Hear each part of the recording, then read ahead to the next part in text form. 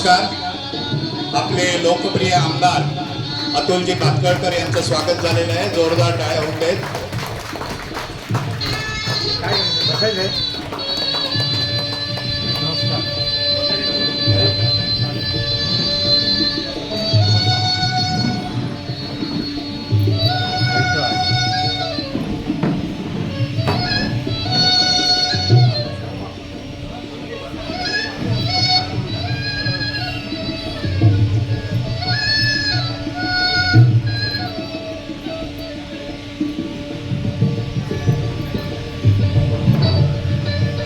नमस्कार मंडळी, आपण कार्यक्रमाला सुरुवात करतोय. अतुलजी भातखळकर आणि आपले सागर सिंग नगरसेवक यांचं आगमन झालेलं आहे. सर्वप्रथम आपण श्रीफळ वाढवून कार्यक्रमाची सुरुवात करूया. नंतर फीत कापली जाईल आणि स्टेजचं उद्घाटन झालं असं अतुलजी जाहीर करतील. नंतर मग मान्यवरांनी स्टेजवर स्थानापन्न व्हायचं आहे. आज मला एवढा आनंद होतोय की मला स्टेज हा शब्द वापरायला मिळतोय. नेहमी आम्ही इथे खाली कार्यक्रम करत होतो आणि तरी बोलताना मग ते काय बोलायचं, स्टेजवर बोलायचं, मंचावर बोलायचं, काय बोलायचा प्रश्न पडत होता. पण आज आनंद होतोय की स्टेजवर हा शब्द मला वापरायला मिळतोय. एकदा धन्यवाद तुमचे.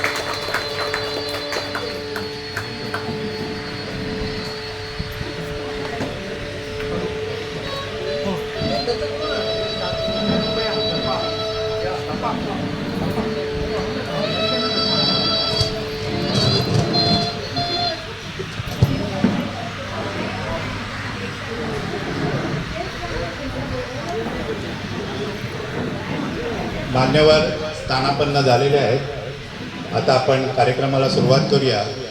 आपल्या प्रथेप्रमाणे आपण सर्वप्रथम मी राणेंना विनंती करतो की शाल, श्रीफळ आणि पुष्पगुच्छ देऊन साहेबांचं स्वागत करावं.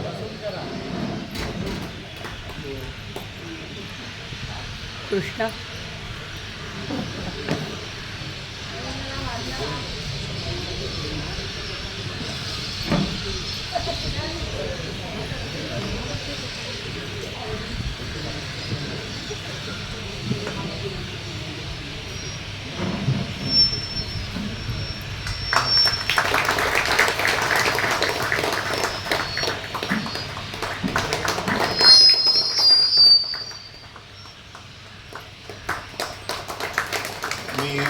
राणेंना विनंती करतो की त्यांनी सागर सिंगना ही पुष्पगुच्छ आणि नारळ श्रीफळ देऊन त्यांचं स्वागत करावं. शाल श्रीफळ देऊन.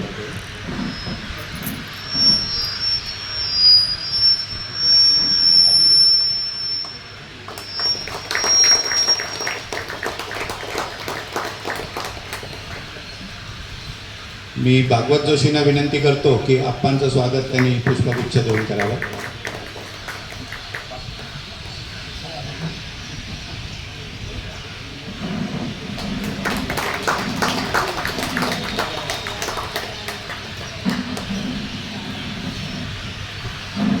स्वागत झालेलं आहे. मी आपले भागवत गुरुजी यांना विनंती करतो की त्यांनी अत्रे कट्ट्याविषयी आपली ओळख करून द्यावी 2 शब्दामध्ये.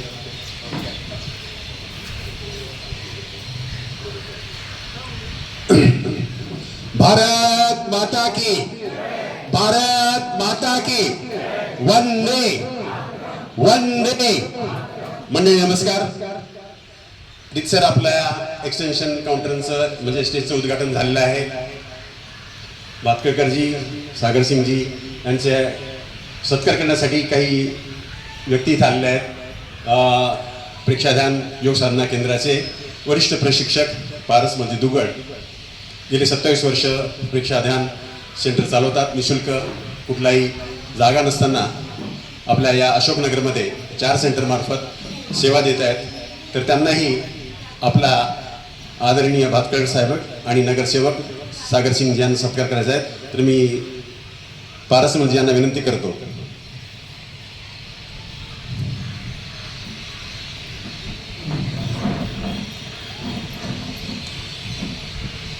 जोरदार टाळ्यांनी स्वागत करा.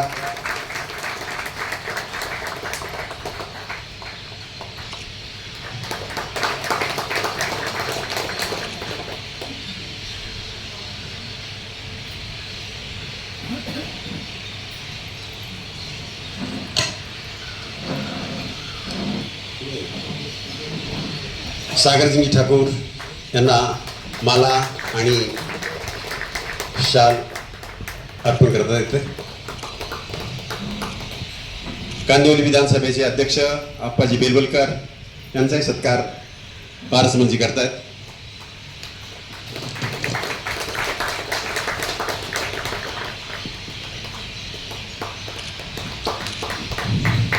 यानंतर अजून छोटासा सत्कार साहेब. इथे प्रेक्षांबरोबरच पतंजली योगचे पण योगा चालतोय, त्यांचे पण प्रशिक्षक आलेले आहेत विनोद यादव. त्यांना मी रिक्वेस्ट करतो की त्यांनी भातखळकरजींचा आणि आपले सागरसिंगचा पुष्पगुच्छ देऊन सत्कार करावा. त्यांची पण इच्छा आहे.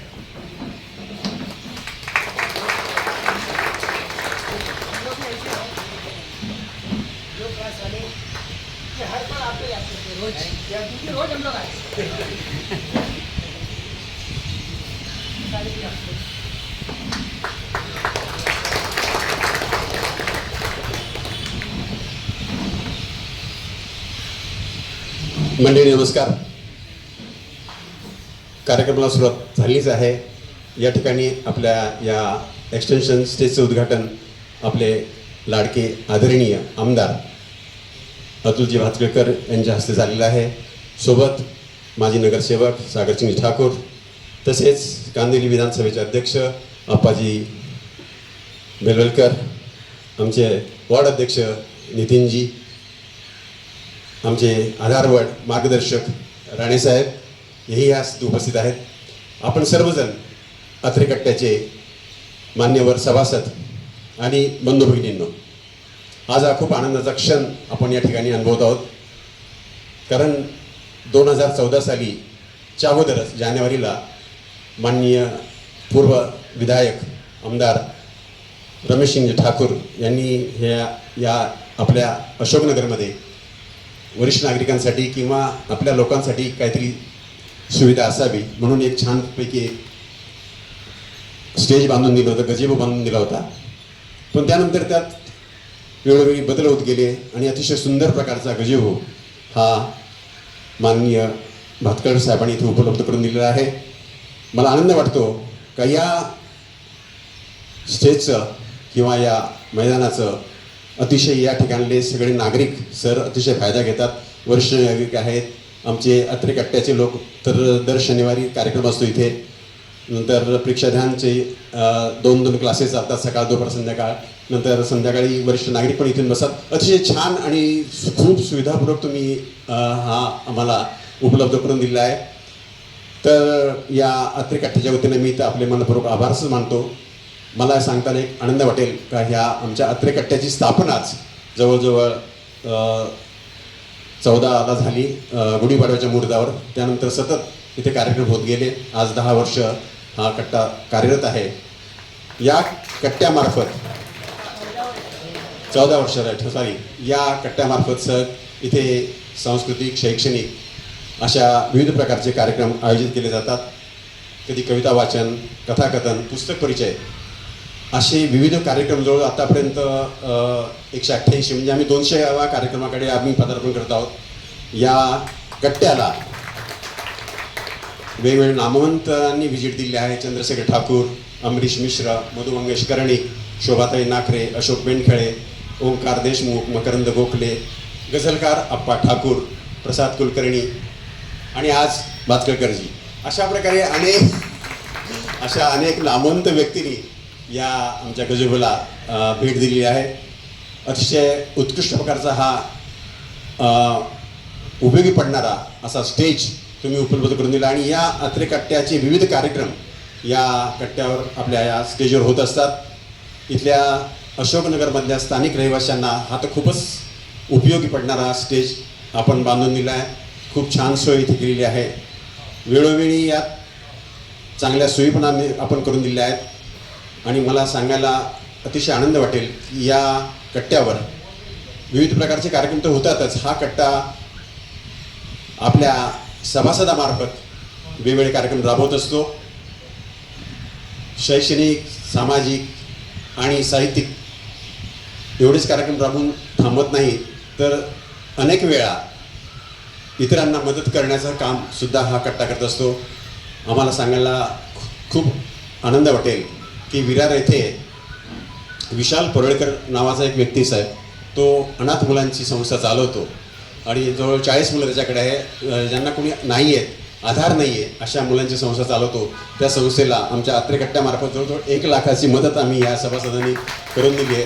धान्य, कपडे, पुस्तकं, शैक्षणिक मदत एवढी आम्ही त्याला करून दिली आहे। नुसतं एवढंच करून देऊ थांबल्यानंतर आम्ही कोकणात हिंदळे या गावी गेलो होतो। सगळ्या मी एकटाच गेलो नाही, आमचे सगळे कट्ट्याचे सभासद होते। त्या सभासदांनी मदत केली। हिंदळे गावामध्ये जाऊन तिथल्या जिल्हा परिषदच्या शाळेमधल्या मुलांना सुद्धा शैक्षणिक वस्तू, साहित्य, कपडे वगैरे देण्याची आम्ही छान व्यवस्था केली। ते हिंदळे गाव म्हणजे राणेसाहेबांचं गाव आहे, त्यामुळे आम्हाला ते जाण्याचा योग आला। मंडळी, अशा प्रकारचं कार्य करत असताना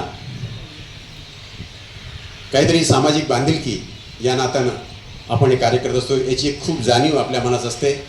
समाजाला काहीतरी ते जावं असं सतत वाटत असतं आणि ज्याच उद्देशानं हा जो आपला आजचा स्टेज बांधला गेला आहे, रमेश सिंग ठाकूर, त्यानंतर आपले आत्ताचे आमदार अतुलजी भातखळकर यांनी छानपैकी सोय करून दिली। साहेब, सांगायला एक आनंद वाटेल की हा आम्ही जे कार्यक्रम करत असतो त्या कार्यक्रमामध्ये येणाऱ्या वक्त्यांमुळं हा कार्यक्रम आम्हाला स्टेज जरा अपुरा पडायला लागला, म्हणून आमच्या सगळ्या लोकांनी ठरलं का एक थोडा एक्सटेन्शन करावं आणि आम्ही सगळ्यांच्या सहीने तुम्हाला एक पत्र दिलं। मित्र हो, काही दिवसातच साहेबांनी याच्यावर ॲक्शन घेतली। सागर सिंगजी पण त्याला फॉरस होते, तेही त्यांची मदत होती। प्रशासकीय अडचण, म्युन्सिपाल्टीच्या मान्यता यामुळे थोडासा वेळ लागला, परंतु याचा पाठपुरावा करताना सुद्धा भातखळकरजी खूपच तयार होते, म्हणजे सतत पाठपुरावा करत होते। याचं छोटंसं उदाहरण द्यायला मला आवडेल। आपले खासदार माननीय किंवा वाणिज्य मंत्री पियुषजी गोयल यांचा जेव्हा गावदेवी मंदिरात प्रचार सभा होती त्यावेळेस भातखळकर साहेब त्यांच्यावर आले होते। आम्ही काही कार्यकर्ते तिथे बसलो होतो। तेवढ्या गर्दीमध्ये त्यांनी विचारलं, कारण जोशी ते तुमचं स्टेजचं काम सुरू झालं का नाही अजून? म्हणजे एवढ्या गर्दीतही आपला आठवण ठेवणारा आपले आमदार, आणि त्यांनी विचारून त्यांना सांगितलं, साहेब सुरू झाले नाही, ठीक आहे, उद्याच्या उद्या ते काम तुमचं सुरू होईल, असं त्याच वेळी त्यांनी सांगितलं होतं आणि त्याप्रमाणे काम सुरू झालं। निर्धारित वेळेत हा आपला एक्सटेन्शन स्टेज तयार झालं आहे। आज ते आपल्याला वापरात मिळते। अत्रे कट्ट्याच्या माध्यमामार्फत सर आम्ही वेगवेगळे विविध कार्यक्रम करतो, सगळं सांगत बसतो। तुम्हाला पण पुढचे अजून कार्यक्रम आहेत, मी जास्त काही वेळ घेत नाही आहे।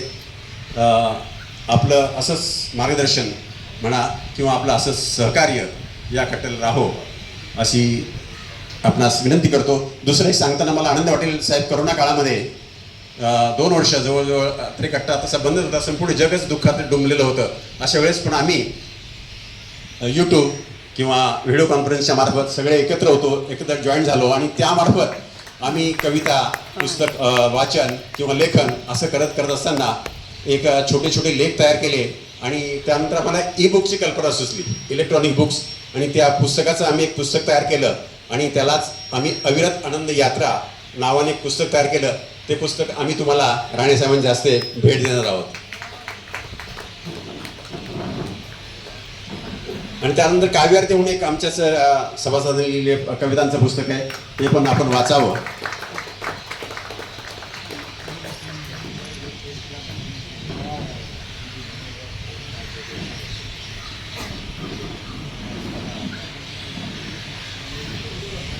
काव्यार्थी आणि अविरत आनंद यात्रा या 2 पुस्तकं अतिशय सुरेख आपण वाचावं। तर मी यावेळी जास्त वेळ घेत नाही। यानंतर प्रेक्षाध्यान योग साधना केंद्राचे पारसमजी दुगड आपले विचार व्यक्त करणार आहेत। त्यानंतर पुढचा कार्यक्रम सुरू होईल। तर थोडक्यात मी प्रेक्षाध्यान योग साधना केंद्राची आपण ओळख करून दिलीच आहे। 27 वर्षे निरंतर चालणारा, कुठलीही आपली स्वतःची जागा नसणारं, निशुल्क जवळजवळ 600पेक्षा जास्त वर्ष झालेले आमचे पारसमलजी दुगट जवळजवळ, आणि कोरोना काळामध्ये सुद्धा त्यांनी 2800हून अधिक व्हिडिओज अपलोड केल्यात आणि त्याच्या मार्फत लोकांना त्यांनी योगाचं प्रशिक्षण दिलं आहे. असे पारसमलजी दुगट यांना मी विनंती करतो की त्यांनी आपल्या भावना व्यक्त कराव्यात. पारसमलजी दुगट.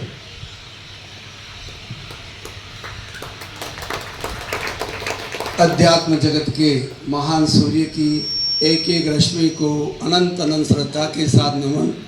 आदरणीय सम्मान्य कार्य सम्राट हमारे लाडले विधायक श्रीमान अतुल बादलकर जी एवं नगर सेवक सागर सिंह जी, सम्मानित मंच उपस्थित भाइयों बहनों, आज अत्यंत प्रसन्नता का अनुभव कर रहे हैं हम सबको. इतनी खुशी हो रही कि इस हॉल का प्रेक्षाध्यान हॉल का वृद्धिकरण किया गया, जो न केवल प्रेक्षाध्यान के साधक साधिकाओं के लिए, न सीनियर सिटीजन के लिए, पूरे समाज के लिए अत्यंत उपयोगी साबित होगा. आपके लिए आदरणीय अतुल जी भाई साहब के लिए कुछ कहना सूर्य को दीपक बताने जैसा है. मेरा जहाँ तक अनुभव है, आपके यहाँ जो भी आता है समस्या लेकर उसे समाधान मिलता ही है. कोई भी व्यक्ति, कई व्यक्ति से मेरी बात होती है, कभी भी असंतुष्ट होकर नहीं गया कभी भी. मैं आपको एक उदाहरण देना चाहूँगा. आज से 15 साल पहले हमारा सेंटर मोबाइल सेंटर की तरह चलता था. कभी स्कूल के ग्राउंड में, कभी टेरेस पे, कभी ऐसे चलता था. जब पूर्व विधायक आदरणीय ठाकुर साहब जब कनक श्री हॉल में पधारे और उनसे हमने निवेदन किया आप ऐसी जगह दे दीजिए प्रेक्षाध्यान केंद्र के लिए जो परमानेंट हो जाए, तो उन्होंने कहा अभी गार्डन बन रहा है उसमें आपको जगह बना के देते हैं. तो आज मैं ठाकुर परिवार के प्रति भी अनंत अनंत कृतज्ञता ज्ञापित करना चाहूँगा. बीच में साइड से पानी आ रहा था तो सागर सिंह जी से बोला थोड़ा साइड से बढ़ा दो, बोछारे आती है, तो उन्होंने भी काम करके दिया. और फिर हुआ क्या, ऊपर से झाड़ की जो टहनियाँ पड़ती है उसे एक क्रैक हो गया, पूरे पत्रे वगैरह. तो आदरणीय अतुल जी भाई साहब हमारे गुरु पूर्णिमा के दिन आप विशेष अतिथि के रूप में पधारे और मैंने आपसे निवेदन किया कि आप हमें शेड का थोड़ा नूतनीकरण कर दीजिए. आपने बहुत अच्छी बात कही, सर बच्चा रोएगा नहीं तो माँ दूध नहीं पिलाएगी. आज आपने कहा है तो आपका काम तुरंत हो जाएगा और इतना द्रुत गति से हुआ, 15 दिन में काम पूरा हो गया. और आपका समय समय पर हमें सहयोग मिलता रहता है. और आपसे मैं निवेदन करना चाहूँगा, प्रेक्षाध्यान योग साधना केंद्र दुनिया का पहला सेंटर है जिसके 26 बार वर्ल्ड रिकॉर्ड हो चुके हैं. 27 साल में एक भी दिन बंद नहीं रहा. कोरोना के दिन चालू हुआ उससे 3 दिन पहले हमने ऑनलाइन स्टार्ट कर दिया था. मैं आपके लिए 2 पंक्तियां कहना चाहूँगा. आप जब से विधायक बने पूरे कांदिवली में और आपके इस विधानसभा क्षेत्र में सोना ही सोना बरस रहा है. मानो ऐसा लग रहा है कांदिवली में हीरे जैसी चमक आ गई है. और आप सबने भी अनुभव किया होगा. इसका नज़ारा हमने उस दिन देखा जब रोड का उद्घाटन सत्र था. त्योहार के बावजूद कितनी पब्लिक थी, हम भी वहाँ साक्षी थे, जोशी सर वगैरह. और आदरणीय केंद्र मंत्री पीयूष जी गोयल जी ने आपके लिए और जो वक्ताओं ने जो आपके लिए कहा वह अभूतपूर्व था. और रियल में आपकी इतनी सिंप्लिसिटी आप देखिए और कितने ध्यान से सुनते हैं. एक दिन हम और जोशी सर गए, मैं बाहर खड़ा था ऐसे ही और आपने देखा और तुरंत बुला लिया. कितना एक एक व्यक्ति का ध्यान रखते हैं. किसी ने ठीका है, धुन के पक्के कर्मठ मानव जिस पथ पर चलते हैं उस पथ पर रो रो को भी स्वर्ग कर दिखलाते हैं. तो आप ऐसे व्यक्तित्व के धनी हैं और हम सचमुच में सौभाग्यशाली हैं कि ऐसे विधायक, ऐसे नगर सेवक हमें मिले हैं. तो हमारे लिए भी गर्व की बात है. मैं आपके लिए आज प्रेक्षाध्यान के सभी केंद्रों की ओर से ये मंगल भावना करता हूँ. आपके 10 साल हो गए, आगे हैट्रिक करें आप, हम हमारे के साथ हैं. और प्रेक्षाध्यान केंद्र में जितने भी है कांदिवली अशोक नगर में हर बिल्डिंग में हमारे साधक साधिकाएं रहते हैं और उनका पूरा सपोर्ट मिलता है. और आपका सहयोग जिस तरह मिलता रहे आगे भी मिलता रहे, इसी भावना के साथ ओम अरहर. धन्यवाद पारसमलजी. अतिशय छान शब्दात आपण वर्णन केलं या सगळ्या कार्यक्रमाचं आणि भातकर साहेबांच्या कर्तृत्वाचं. भातकर साहेबांचं कर्तृत्व खूप महान आहे. छोट्याशा वेळेमध्ये सगळं कर्तृत्व एक्सप्लेन करणं खूप कठीण आहे. यानंतर मी राणे साहेब आपले जे मार्गदर्शक आहे आचार्य त्रिकट्ट्याचे त्यांना विनंती करतो की त्यांनी आपल्या भावना व्यक्त कराव्यात. नमस्कार. मी फक्त 2-3च मिनटं बोलेल, घाबरू नका. आपल्याला ऐकायचं आहे ते भातकर आणखी सागरशी. तर आम्ही सुरुवातीला समोरच्या ग्राउंडमध्ये जमिनीवर बसत होतो. त्यानंतर हळूहळू इथे एका बाईने आम्हाला जागा दिली. नंतर रमेशने दिलत वगैरे जोशीने सर्व सांगितलेलंच आहे. आणि मध्ये आम्हाला इथे टॉयलेटची फार मोठी व्यवस्था नव्हती. ते आम्ही सागरला सांगितलं, त्यांनी तुमच्यातर्फे वगैरे काही महिन्यात तो आता सगळे जे ज्येष्ठ नागरिक आहेत त्यांना हा जो प्रॉब्लेम होतो 2-2 तास बसायचा, तो फार मोठा प्रॉब्लेम तुमच्या दोघांच्या प्रयत्नामुळे सोडवला आहे. त्यामुळे तुमचे आम्ही आभारी आहोत. दुसरी गोष्ट म्हणजे हा जो याच्या रमेशजीने सुरुवातीला बांधला, नंतर आता एक्सटेन्शन झालं, हे झालं आणि वृक्षारोपण वगैरे पण आम्ही करतो. म्हणजे कार्यक्रम यांनी सांगितले काय काय करतो, मी त्याची रिपिटेशन करत नाही. पण मुख्य म्हणजे सकाळी 6 वाजल्यापासून रात्री 9 ते 9:30पर्यंत याची पूर्णपणे हा ऑक्युपाय असतो. फुल्ली एम्प्लॉयड असा कट्टा आहे 100%. त्याला सकाळी योगासनं असतात, त्यानंतर दुसरे रामदेव बाबांचं योगासन असतं, नंतर काही लोकांचं चहाचं असतं, आमचे कार्यक्रम असतात, संध्याकाळी परत योगासनं असतं. संध्याकाळी इथे ज्येष्ठ नागरिक, सगळ्या तऱ्हेचे ज्येष्ठ नागरिक, सगळ्या जातीच्या धर्माचे एकत्र येऊन गप्पा मारत असतात. आणि सांगायची गोष्ट याच्यापैकी जवळजवळ बहुतेक हे तुमचे कार्यकर्ते आहेत. अत्रे कट्ट्याचे सगळे जे आम्ही कार्यकर्ते आहोत ते अतुलजीचे पण कार्यकर्ते आहेत. हे मला मुद्दामून इथं नमूद करायचं आहे. आणखी दुसरं म्हणजे आमच्यावर आम्ही जेव्हा येऊ तेव्हा तुम्ही आम्हाला नक्कीच सहकार्य. आणि आमचं आणि विरंगुळा केंद्राचं पण नातं फार चांगलं आहे. इथं संजय पटवर्धन आलेले आहेत वगैरे, तर अशोक पुरोहित येऊ शकला नाही, तर त्यांचं आणि आमचंसुद्धा फारच चांगलं नातं आहे. आम्ही दोघे एकत्र येऊन पुष्कळ कार्यक्रम करतो. त्यामुळे संपूर्ण अशोकनगर, कधीकधी ठाकूर कॉम्प्लेक्स त्यांच्या पण इथे कार्यक्रम होत, तिथले पण मराठी लोक, गुजराती लोक एकत्र येऊन. आणि दुसरं म्हणजे इतर भाषेचे लोकसुद्धा इथे मराठी शिकतात आणि बोलतात. एक छोटं उदाहरण द्यायचं तर इथे कॅनरा बँकेचे एक चेअरमन रमणजी आलेले आहेत. ते कधीकधी आमच्याकडे येतात. एवढा मोठा माणूस इथे येऊन आपला मराठीत बोलण्याचा मोठा प्रयत्न करतो, ते फार विशेष आहे वगैरे. तसं एक्झिक्युटिव्ह ट्रस्टी आपल्या एक्झिम बँकेचे दलाल आलेले आहेत. ते सुद्धा हे मोठ्या व्यक्ती आमच्यामध्ये समरस होऊन आम्हाला मार्गदर्शन करत असतात. त्याचा आम्हाला खरंच कौतुकही वाटतं आणि आम्हाला अभिमान वाटतो की आमच्याबरोबर सगळ्या तऱ्हेची लोक येतात.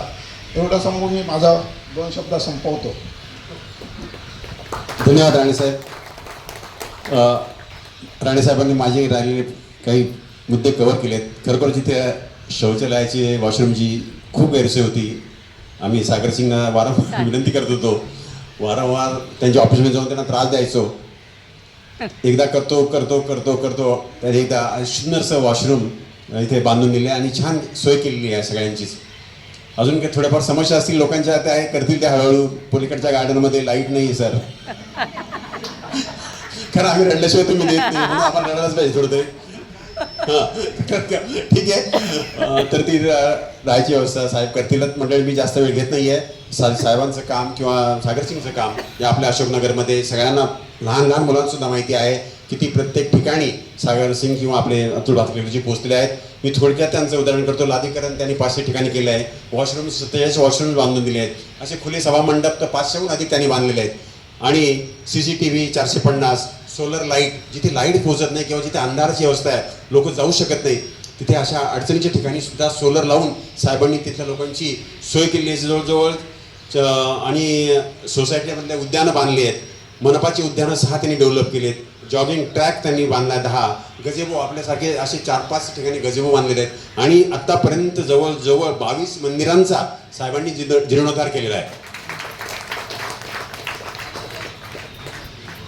हां, असं एवढं महान कार्य या साहेबांचं आहे.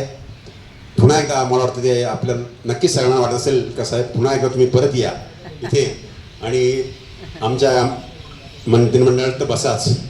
असं परवा कुंद्री कार्यकर्ता चांगलं बोलला की लोकसेवेचा घेतलाय बसा, भातकर साहेब तुम्ही 3ऱ्यांदा बसा. तर सगळ्यांची साहेब, आमची सगळ्यांची इच्छा आहे आपण पुन्हा या, पुन्हा बसा आणि पुन्हा आम्हाला तुमचं मार्गदर्शन, तुमची मदत राहो अशी शुभेच्छा व्यक्त करतो. नवरात्र चालू आहे. देवीला एवढीच प्रार्थना का भातकर साहेबांना उदंड आयुष्य लाभो. पुन्हा ते आमच्या ह्या स्टेजवर येवत आणि मंत्रिमंडळात त्यांचा समावेश हो अशी प्रार्थना करतो. यानंतर मला वाटतं भातकर साहेब, सागर सिंगजी बोलतील. यहाँ पर उपस्थित आप सभी लोगों को मेरा बहुत बहुत नमस्कार. मंच पर विराजमान कार्य सम्राट आमदार श्री अतुल भातलकर जी, भारतीय जनता पार्टी के मंडल के अध्यक्ष अप्पा बेलोलकर जी, राणे काका, जोशी काका, आप सभी लोगों को मेरा बहुत बहुत नमस्कार। मैं ज़्यादा समय नहीं लूँगा। मैं अपनी तरफ से आप सभी को नवरात्रि की शुभकामनाएं देता हूँ। और आज साहब के निधि से जो ये आचार्य अन्न कट्टा का जो लोकार्पण हुआ है उसकी शुभकामनाएं देता हूँ। मैं सर आने के पहले आपके दुग्गल साहब जोशी काका हम लोग थे, सभी पूरा अपने वक्ताओं ने बताया कि गजीबो बना कैसे, धीरे धीरे बढ़ा कैसे और कैसे बढ़ा। तो मैं सर मैंने एक आश्वासन आपकी तरफ से दिया है कि आज कट्टे का लोकार्पण तो हो रहा है, आने वाले समय में हम साहब से इसी कट्टे को और इस गजीबो को आने वाले समय में एक हॉल बना के लेंगे हम लोग। तो ये आश्वासन मैंने सर आपकी तरफ से मेरे काका लोगों को दिया है। जैसा सभी ने बताया कि इतना इस कट्टे का जो और इस गजीबो का यूज़ आप लोग इतना जो करते हैं, बहुत लोगों के इस्तेमाल में जो आता है, जैसा जोशी काका ने बताया, हमें लगता है कि हम बहुत लाभार्थी हम हैं कि हमें आप जैसे लोगों का आशीर्वाद मिला और ऐसे ऐसे काम साहब से हमसे हो पाए। आप सभी लोगों ने जो आशीर्वाद बनाए रखा वो उसी को बनाए रखें, मैं इसी कामना करता हूँ। आप सभी बुजुर्ग हैं, आप सभी लोग एक माता पिता समान है हमारे। आप लोगों के आशीर्वाद से ही ये सब मुझे लगता है कि हो पाया है और आने वाला हॉल भी आप लोगों के आशीर्वाद से हो पाएगा, ऐसी कामना करता हूँ और अपनी वाणी को विराम देता हूँ। धन्यवाद। जय हिंद, जय महाराष्ट्र। नितीन चौहान, प्रोफेसर। धन्यवाद सागर सिंग जी। आपण ज्यांचं भाषण ऐकायला उत्सुक आहात असे आपले लाडके आमदार आदरणीय भातकर साहेबांना विनंती करतो की त्यांनी मार्गदर्शन करावं। पूर्ण एकदा सगळ्यांनी जोरात बोला, भारत माता की, भारत माता की, वंदे। आजच्या या आचार्य यात्रे कट्ट्याच्या तुमचा सगळ्यांचा शब्द वापरायचा तर स्टेज आणि त्याचं एक्सटेन्शन, मला प्रश्न पडला होता की आपण सगळे आचार्य यात्रेंच्या नावाने इथे उपक्रम चालतोय आणि आपल्याकडे या सगळ्या गोष्टी करता एक अत्यंत चांगला शब्दप्रयोग आहे व्यासपीठ, आणि त्यामुळे या व्यासपीठाच्या उद्घाटनाच्या कार्यक्रमाला उपस्थित या विभागातील नगरसेवक सागर सिंग ठाकूर, आचार्य यात्रे कट्ट्याचे अध्यक्ष राणे जोशी साहेब, अप्पा बेलवलकरजी, बाकी बरेच परिचित चेहरे समोर बसलेत, असे सर्व मराठी साहित्य आणि संस्कृती प्रेमी रहिवासी बंधू भगिनी, सर्वप्रथम आपल्याला सगळ्यांना मी नवरात्रीच्या आणि उद्याच्या दसऱ्याच्या खूप खूप शुभेच्छा देतो आणि आपल्या सगळ्यांचं मनापासून या निमित्ताने अभिनंदन करतो। खरं तर आचार्य यात्रेंच्या नावाने चालणारा हा कट्टा आहे आणि त्यामुळे बसल्या बसल्या कार्यक्रमाचं च्या विषयी काय बोलावं असं माझ्या मनात प्रश्न निर्माण झाले।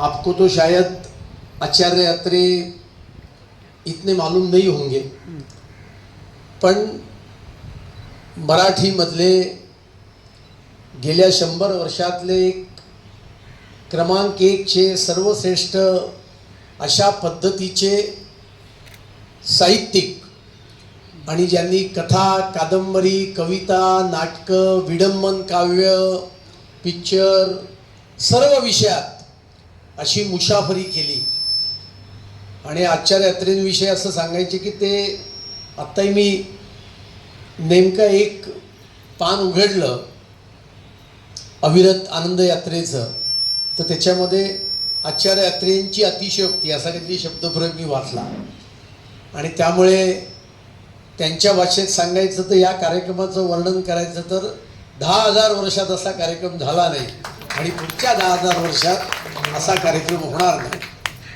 पण गमतीचा भाग सोडा, पण कार्यक्रम छोटे घरी असला तरी सुद्धा तुम्ही लावलेल्या पणत्या आणि त्याची आरास आणि त्यामुळे तुम्ही किती प्रेमाने आणि अगत्याने हा कार्यक्रम या ठिकाणी आयोजित केला आहे हे माझ्या लक्षात येतं. आणि त्यामुळे हा कार्यक्रम म्हणजे माझ्या दृष्टीने माझ्या घरच्यांनीच माझं केलेलं स्वागत आहे, या पद्धतीचा हा कार्यक्रम आहे. आणि खरोखर मनापासून आनंद झाला की तुम्ही 14 वर्षापासून जास्ती वेळ आचार्य यात्रे कट्टा या ठिकाणी चालवत आहे. आणि केवळ आचार्य यात्रे कट्टा म्हणून दर 15 दिवसाला, महिन्यातून एकदा, आठवड्यात एखाद्या वेळेला कोणीतरी येत आहे आणि भाषण देत आहे अशा पद्धतीचं न ठेवता आपण या ठिकाणी या विभागातल्या लोकांचं साहित्य, त्यांचे लेख, कविता आपण निर्माण केलेत आणि त्याचं संकलन करून आज या ठिकाणी त्याचं पुस्तकही प्रसिद्ध केलेलं आहे. शेवटी कुठल्याही समाजाची सुसंस्कृतता ही मोजण्याचं कुठला एक सर्वात मोठा मापदंड असेल तर त्या समाजामध्ये किती साहित्य निर्माण होतं आणि किती साहित्य वाचलं जातं हा त्या त्या समाजाच्या संस्कृतीचा मोजण्याचा सर्वात मोठा मापदंड आहे. आणि त्याच्यामुळे आपण अशी साहित्य निर्मिती करताय, यातून सांस्कृतिक धाग्याने आपण सगळ्या या अशोकनगर आणि या भागातील सर्व लोकांना एक घट्ट पद्धतीने या ठिकाणी विणण्याचं काम करताय. याच्याबद्दल सुद्धा तुमच्या सर्वांचं मी मनापासून खूप खूप कौतुक करतो, अभिनंदन करतो. आणि त्याच्यामुळे खरं तर आचार्य यात्रे या विषयावर बोलण्यासारखं एवढं आहे, म्हणजे झेंडूची फुले ज्यांनी वाचलं असेल त्यांना आत्रे हे किती महान साहित्यिक आहेत. श्यामची आई पिक्चर म्हणजे मराठीतला, मी चुकत नसेल तर पहिला सुवर्ण दादासाहेब फाळके पुरस्कार मिळालेला पहिला पिक्चर. आणि श्यामची आई पिक्चर पाहताना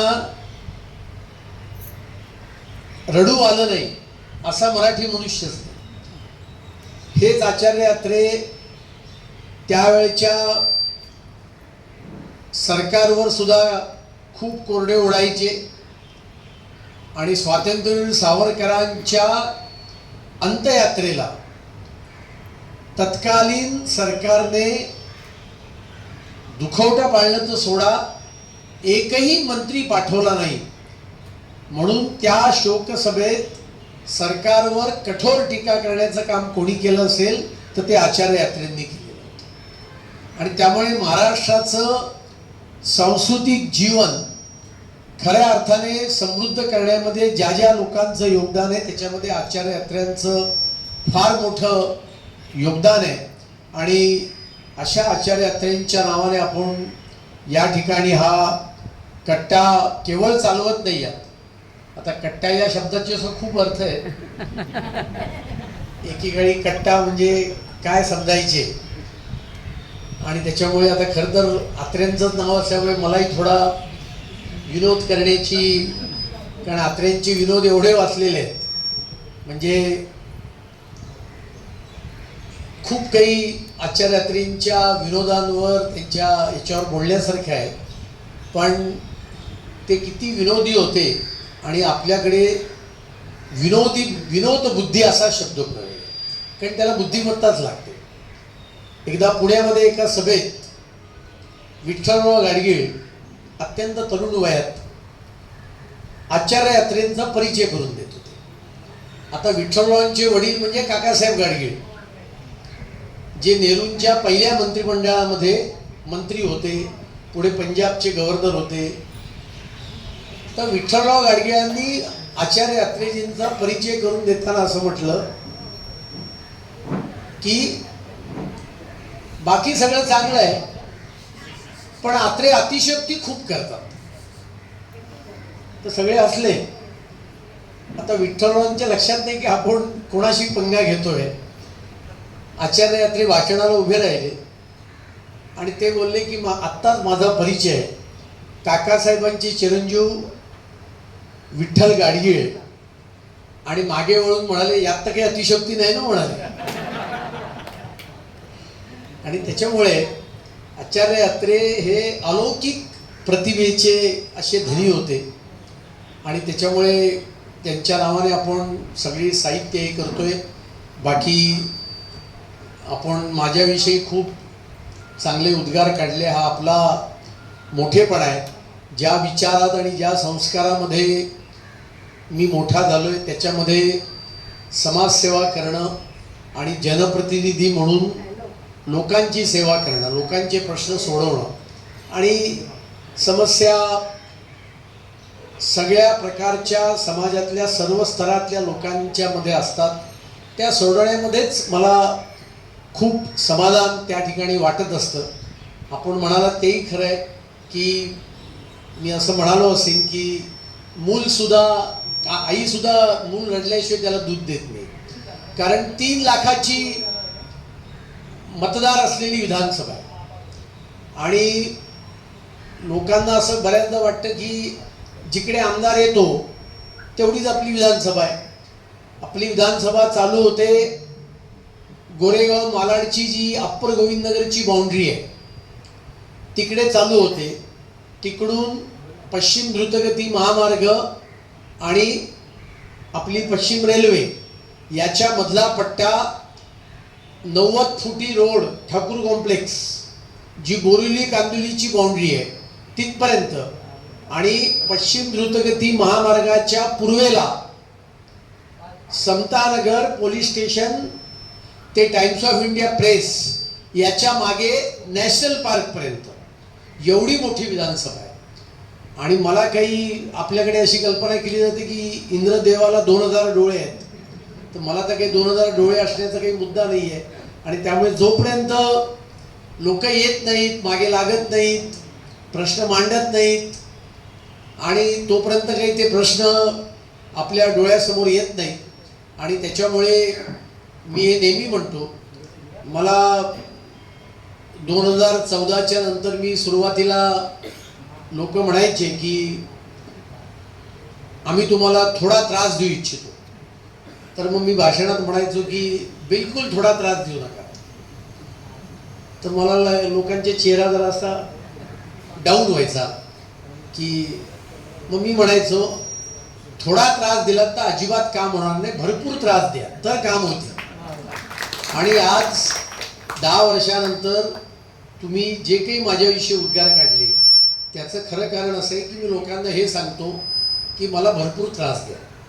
आणि मला खरं तर याचा गोष्टीचा त्रासच वाटत नाही. लोक मला अनेकदा प्रश्न विचारतात की तुम्ही एवढे फोन कसे उचलता, आणि माझा एकच नंबर आहे, तोच उचलत असतो मी सारखा आणि प्रत्येक फोन उचलतो.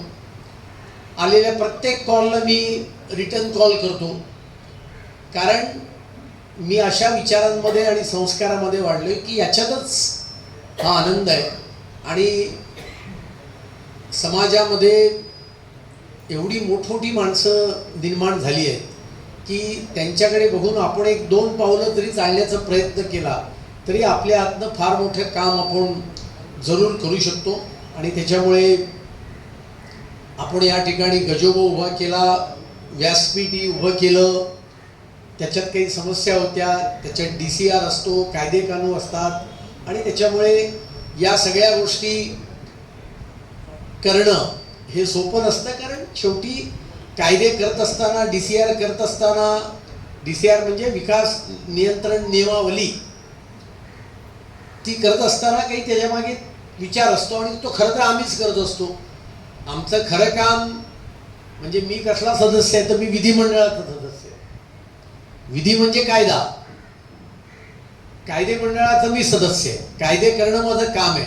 आणि त्याच्यामुळे कायदे करत असताना एक व्यापक विचार करून त्या ठिकाणी सगळे नियम बनवलेले असतात आणि त्याच्यामुळे त्या नियमांमधनं वाट काढत काढत आपल्याला काही कामं करावी लागतात. शेवटी आपण जे करतो त्याचा गैरफायदा सुद्धा काही विशिष्ट लोकांनी घेता कामा नये याची पण काळजी नेहमी घ्यावी लागते. आणि त्यामुळे हे गार्डन असल्यामुळे इकडे काही हॉल बिल होऊ शकत नाही. खरं काय ते सांगून टाकतो मी. काही निवडणुका आहेत तोंडावर, एक 4 दिवसामध्ये काहीतरी घोषणा होतील म्हणून खोटं बोलायचं वगैरे असं काही मी कधी करत नाही. मी आपला पारदर्शी प्रामाणिकतेने वागतो आणि लोकांमध्ये अशी प्रतिमा आहे की मला थोडं काहीतरी कायदा DCR कळतं आणि त्याच्यामुळे या कामाला थोडा वेळ लागला 100%. त्याचं कारण मी तुम्हाला सांगितलं. कारण आता चांगली गोष्ट आहे, आपण जागेचा उपयोग, सार्वजनिक जागांचा उपयोग हा लोकहिताकरताच झाला पाहिजे. म्हणजे तुम्ही विरंगुळा केंद्राचा उल्लेख केला, ते विरंगुळा केंद्र सुद्धा एम्युनिटी स्पेस नावाचा एक रिझर्वेशनचा प्रकार असतो. त्या ठिकाणी तो रिझर्वेशन करता राखीव होता. इकडे अशोकनगरला परवा आपण दिव्यांग गार्डन केलं, ती सुद्धा जागा एम्युनिटी स्पेस करता राखीव होती. सिल्वर लिपच्या इकडे सुद्धा अशी छोटेखानी जागा होती, ती सुद्धा एम्युनिटी स्पेस करता राखीव होती. एम्युनिटी स्पेस करता राखीव आहे याचा अर्थ त्या जागेचा एक 10-15 प्रकारे उपयोग करण्याचा अधिकार हा मुंबई महानगरपालिकेच्या आयुक्तांना असतो. पण या छोट्या छोट्या जागा होत्या, या जागांचा उपयोग हा सार्वजनिक हिताकरता झाला पाहिजे याच्याकरता मी प्रयत्न केले. त्यामुळे एका ठिकाणी विरंगुळा केंद्र उभं केलं, 2 ठिकाणी गार्डन उभी केली, कारण लोकांच्या हिताकरता त्याचा उपयोग झाला पाहिजे या भावनेतून मी नेहमी काम करण्याचा प्रयत्न करत असतो. आपली सगळ्यांचीच एक हॉलची पण इच्छा आहे. येणाऱ्या काळामध्ये अजून रिझर्वेशन्स डेव्हलप होतील, कारण जसजशी डेव्हलपमेंट होते तसतशी नवीन रिझर्वेशन्स म्हणजे आरक्षणं ही त्या ठिकाणी निर्माण होतात. मग ती ग्राउंडची असतील, ती गार्डनची असतील, ती एम्युनिटी स्पेसची असतील. म्हणजे आता मी तुम्हाला सांगतो की गोशाळेचा भूखंड आता गोदरेजने विकत घेतला आहे. आपल्या सगळी पूर्वेला अंधेरी म्हणजे पार्ल्यानंतर आपल्याला बोरिवलीपर्यंत कुठेही नाट्यगृह नाही. पण एवढी मोठी रिकामी जागा होती, ती कधी ना कधी ती डेव्हलप होणार होती. आणि त्यामुळे 2034च्या DP मध्ये मी आग्रहाने त्यातल्या काही जागेवर नाट्यगृहाचं आरक्षण टाकून घेतलं आणि ते मंजूर पण झालं. आणि सुमारे 7,000 स्क्वेअर मीटर एवढ्या जागेवर नाट्यगृहाचं आरक्षण त्या ठिकाणी आलं. आता ते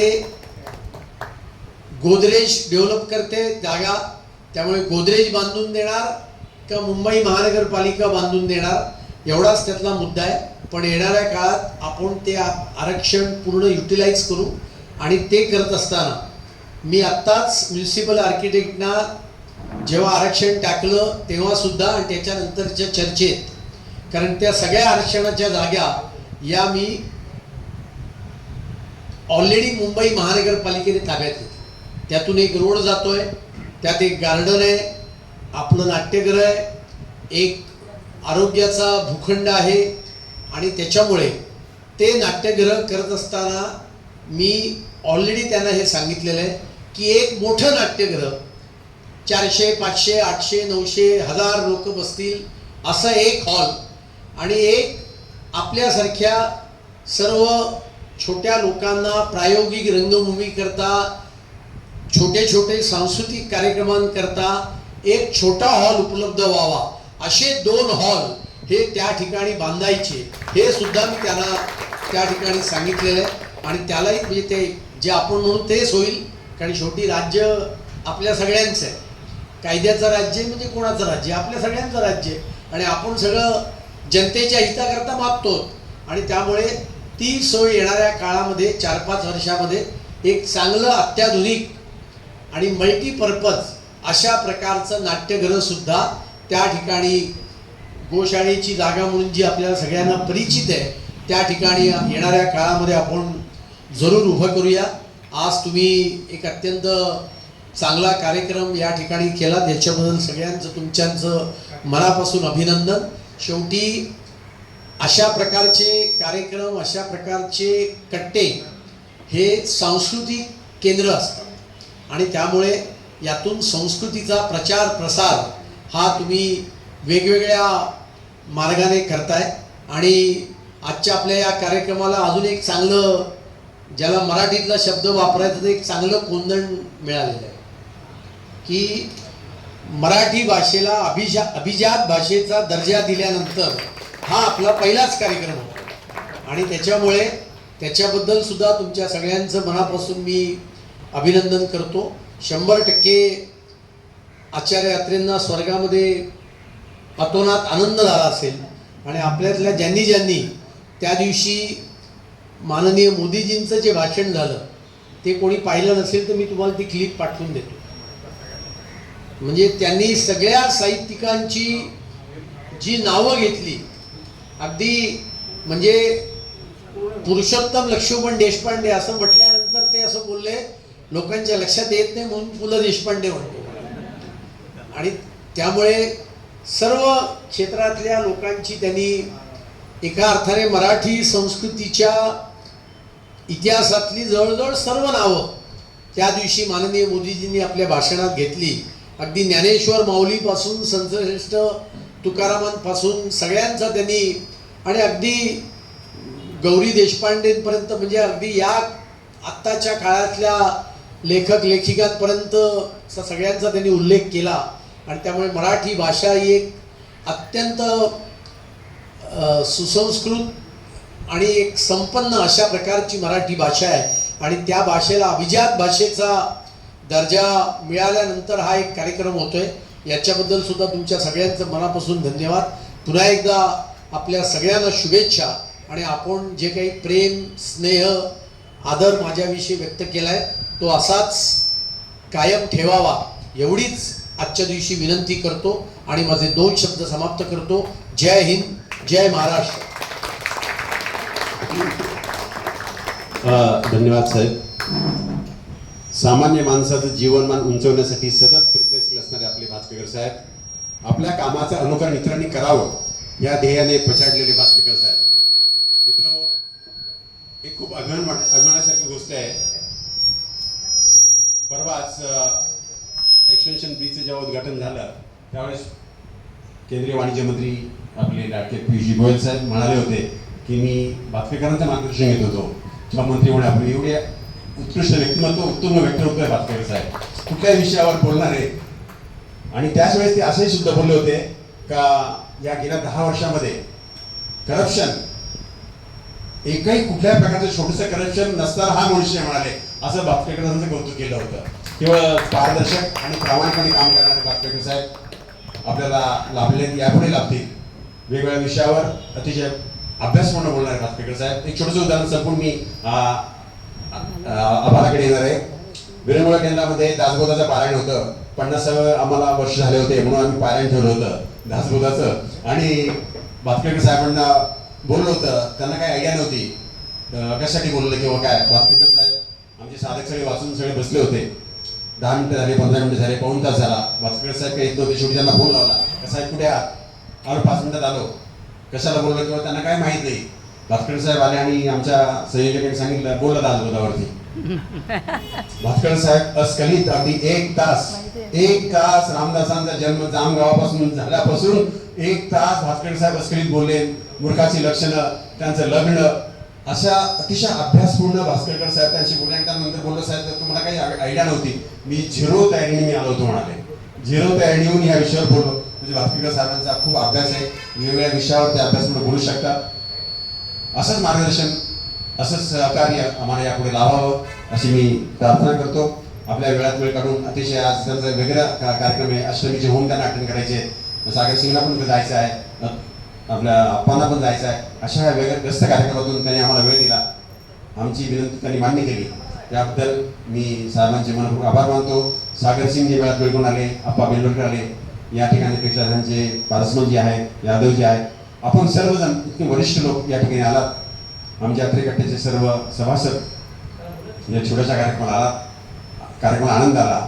आपणा सर्वांचे मी मनपूर्वक आभार मानतो. पुन्हा एकदा साहेबांना विनंती करतो की आमच्या कट्ट्यावर आपलं सतत लक्ष असू द्या, यापुढे आपलं लक्ष राहील ही आशा बाळगतो. आणि देवीला पुन्हा एकदा प्रार्थना करतो का पुन्हा एकदा तुम्ही या आणि बसा, तिसऱ्यांदा बसा. धन्यवाद.